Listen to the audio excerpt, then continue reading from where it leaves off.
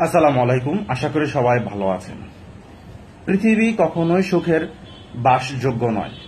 পৃথিবীটা হলো অত্যন্ত কষ্টে জরাজীর্ণ একটা প্রতিকূল পরিবেশের যাত্রা।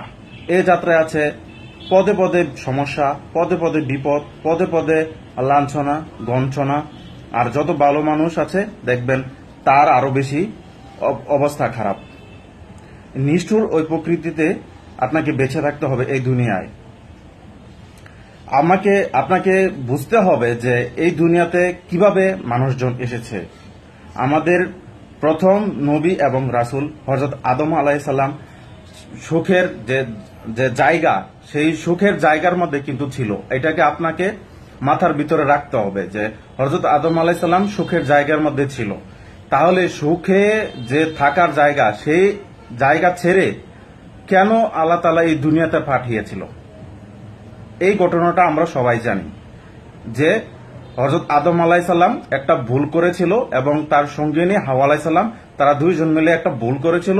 এই ভুলের যে সংশোধন, এই ভুলের যে খেসারত, এই ভুলের যে সাজা, আপনি ভুল করবেন, আপনি চিন্তা করেন যে আপনি যদি ভুল করেন তাহলে কি আপনাকে পুরস্কৃত করা হয়?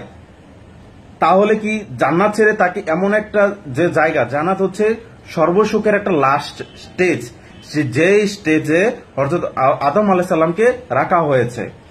কিন্তু একটা ভুলের কারণে সে আর উপরে কোনো জায়গা নেই, আল্লাহ তাআলা তাকে দুনিয়াতে পাঠিয়ে দিয়েছে। কোথায় পাঠিয়ে দিয়েছে? ধরেন একটা মানুষ অপরাধ করলো, সে অপরাধের কারণে তাকে সাজা পেতে হবে। সে সাজা কোথায় পাবে? তাকে তো জেলে দেওয়া হবে, যেখানে অনেক কষ্ট, অনেক গ্লানি, অনেক পরিশ্রম, একাকিত্ব ভোগ করতে হয়, অনেক মাছি মশা আবর্জনা, এমন একটা অন্ধকার জায়গা, এমন একটা জায়গায় তাকে রাখা হয়। কেন রাখা হয়? সে একটা ভুল করেছে, সে একটা অপরাধ করেছে, এই কারণে তার সাজা হিসেবে জেলখানায় তারা দেওয়া হয়েছে। সে জেলখানার ভিতরে যদি ভালো পারফরমেন্স করে, ভালো থাকে, কিংবা ভালো সদাচরণ করে, নিয়ম কানুন যদি ভালোভাবে মানে, যে রুলস এবং রেগুলেশন যদি ভালোভাবে মানে, তাহলে তাকে কি করা হবে? মুকুফ করা হবে এবং পরবর্তী স্বাভাবিকভাবে যেন থাকতে পারবে। আর সেই ক্ষেত্রে তাকে তার ঘরে ফেরত দেওয়া হবে।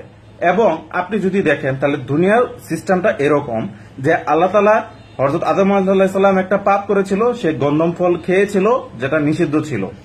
হযরত আদম এবং হাওয়াকে দুনিয়াতে পাঠিয়ে দেওয়া হয় এবং সর্বনিম্নে একটা জায়গা, সেই জায়গাটায় পাঠিয়ে দেওয়া হয়। এটা উপরের কোনো জায়গা না, একদম নিচে।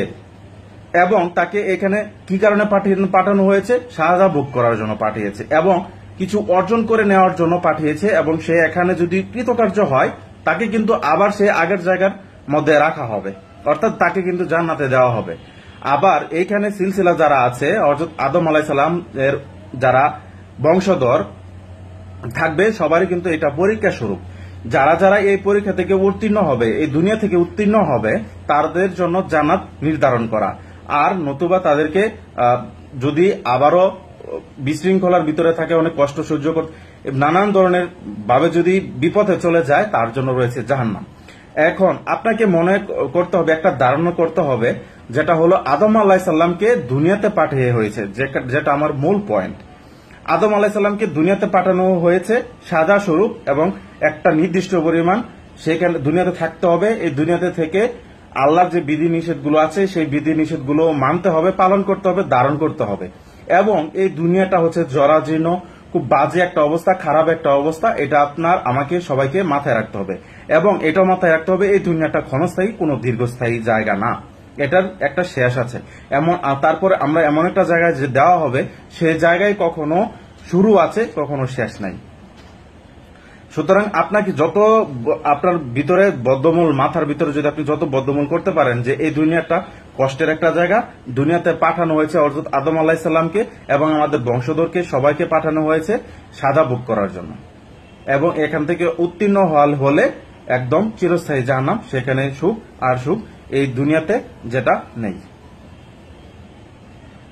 সবাই ভালো থাকবেন এবং সুস্থ থাকবেন, নিয়মিত ভিডিও দেখবেন এবং শেয়ার করবেন। আসসালামু আলাইকুম।